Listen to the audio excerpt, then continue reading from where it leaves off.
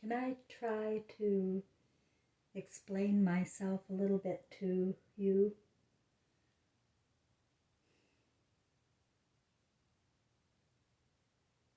I come out of nowhere, but the world within me is absolutely huge with what I know. I see the big picture, not only of current events, but of historic current events or historic events. And I came this way by way of spiritual intelligence, believe me or not. It was in 2016.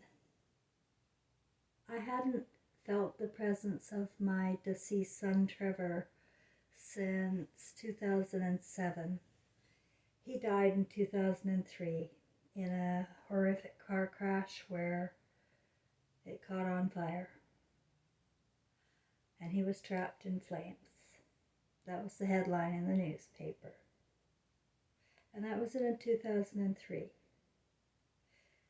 Trevor and I were extremely bonded when he was born. The reason why I had him was I really needed somebody to love. I really did. I just turned 18, and life was so hard already in the 70s. Families splitting apart, runaway kids everywhere, drugs. I was a dropout, a grade 9 dropout, and runaway and all that. So I had my son and I just fell in love. I thought it was a girl my whole pregnancy, and I had all these pink undershirts waiting. But it turned out it was my son, and I had the name Trevor and I didn't know where it came from, but I wanted to name him Trevor forever. And so I named him Trevor, and my mother asked me if I would name him his middle name Thomas, after her grandfather. And I said, sure. And sometimes, there's an unconscious world going on. I've told you that before. But in spirit, we do know what we're doing. And things line up in ways that will spell out your whole story if you know how to, 1, connect dots, and 2, pay attention. So,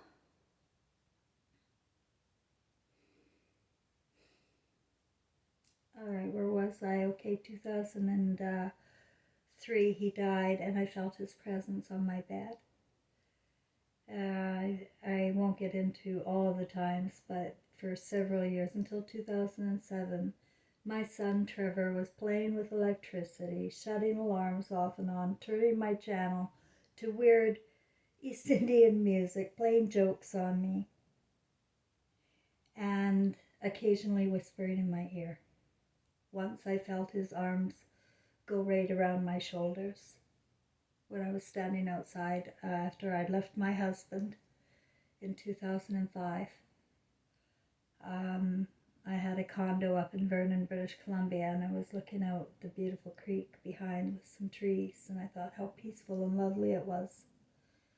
And I felt these arms come around me and hold me very tightly.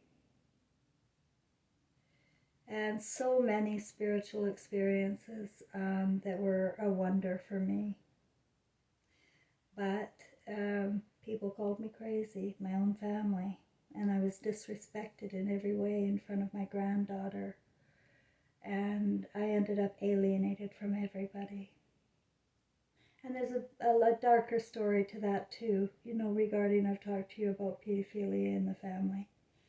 And it's just a horrific thing, secrets and lies and shame, and protecting the ones that are perpetuating it, maybe because they have the money. We worship money here.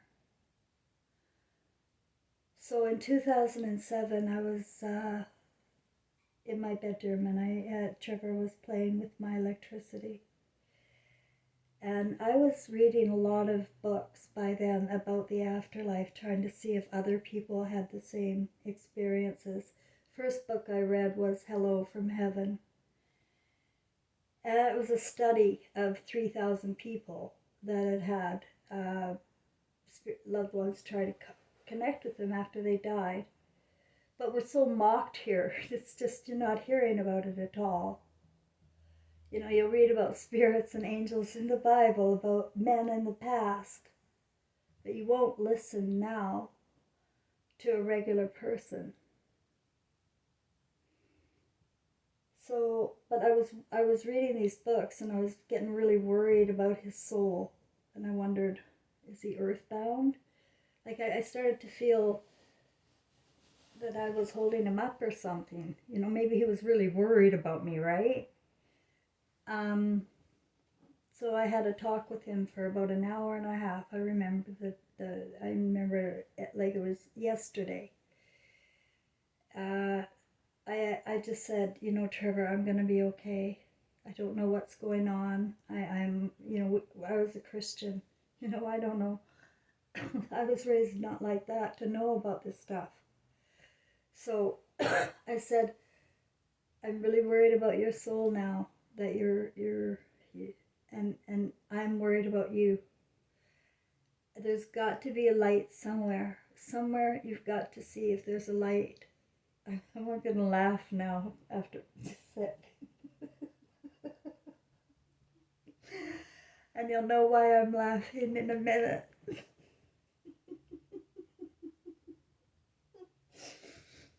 But I was telling him to, you know, he's got to go find a light.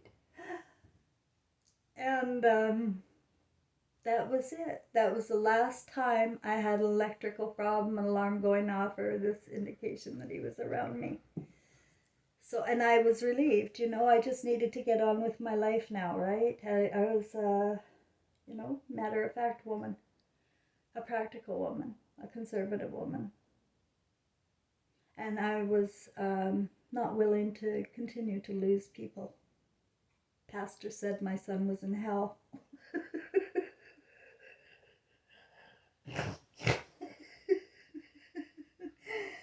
And yeah, literally, yeah, because he left the church when he was 13. He said, this is bullshit. So, but what happened was I heard from him again in September of 2016. I was in my condo in West Kelowna, just got a kitten.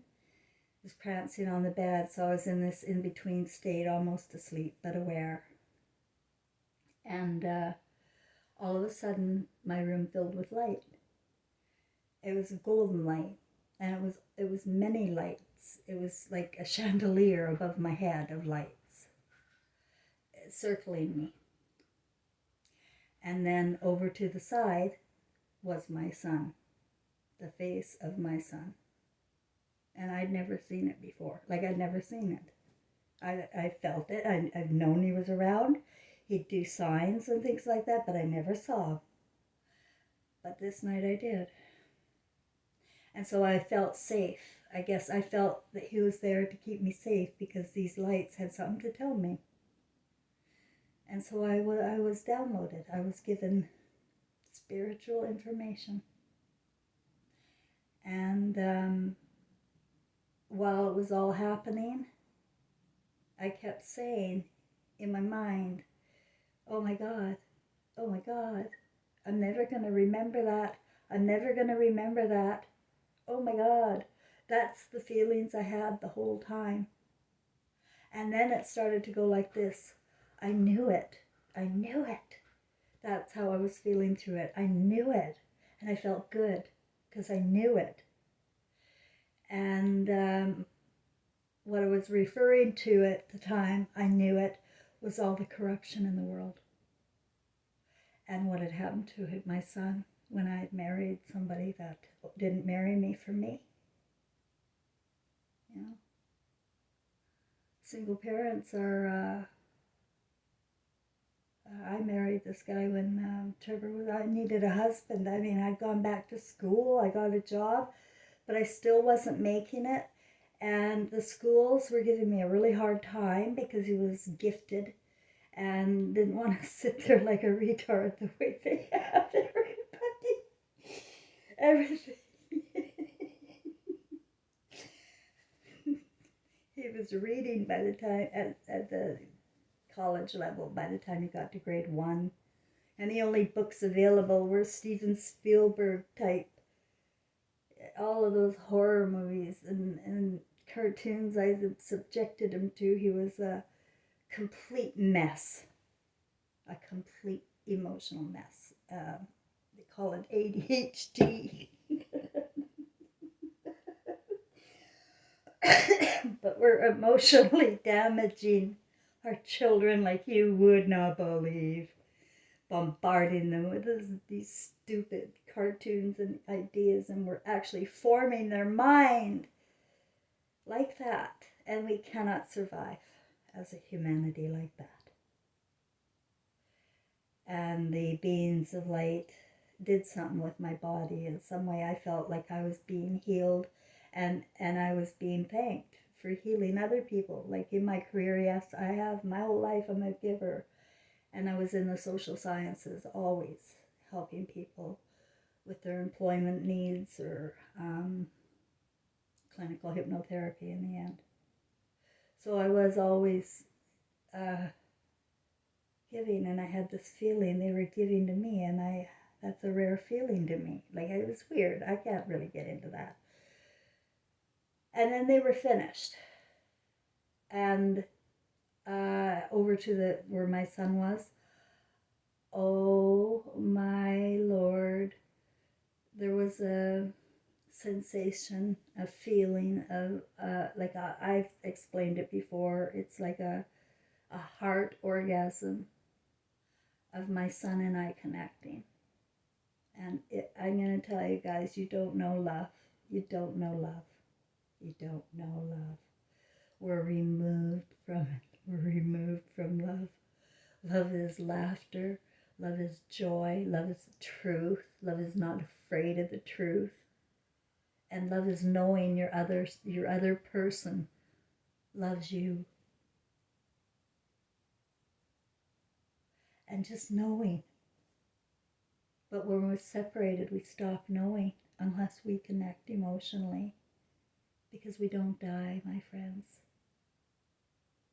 We don't die.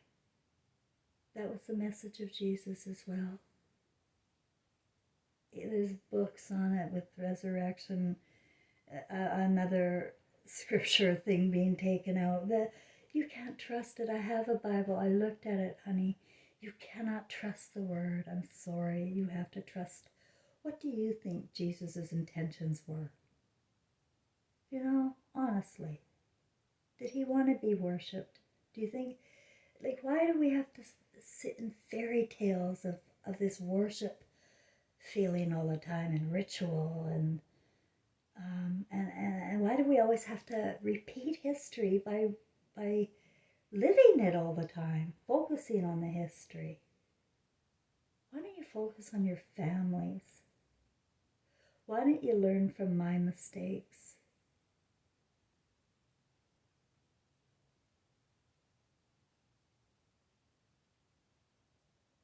So that's why I'm here. But my life and career was absolutely wonderful and built for this. And you know, it only came together after.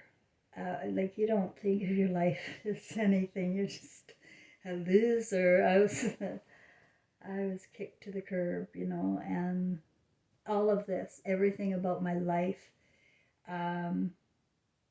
is on purpose, and I'm positive that's the case for everybody. But I would never have known that.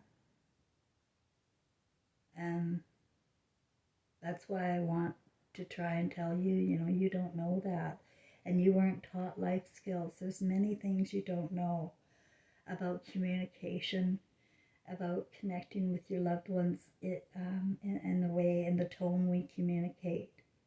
It touches a spirit, you know. And I am very guilty of being so angry. And and taking it out on other people too, right? In comments and stuff like that. I go, I abuse people. Don't get me wrong. I'm very angry, you know. And what I learned and in my isolation here in Quebec City is I don't beat myself up for that. You know, I keep myself as self-aware as I can. But man, when I meet somebody who's sleepwalking, I know they don't have feelings anyway. You know, and I do. You know, that's our essence is emotion, and people don't get that. That they're robotic and they're offended by the words of feelings.